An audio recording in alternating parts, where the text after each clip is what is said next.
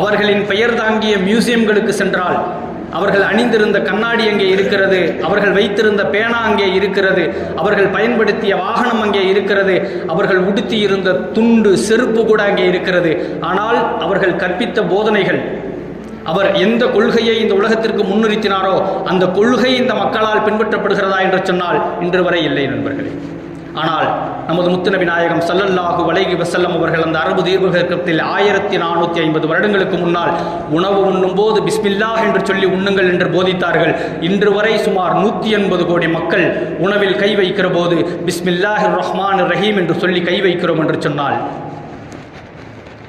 அவர் போதித்த போதனை சுமார் 1450 ஆண்டு காலம் தாண்டி இந்த மண்ணில் நிலைத்திருக்கிறது என்று சொன்னால், அவருடைய வரலாறு எப்படிப்பட்ட வரலாறாக இருக்க வேண்டும், அவருடைய வரலாறு எப்படிப்பட்ட பாதுகாக்கப்பட்ட வரலாறாக இருக்க வேண்டும் தெரியுமா?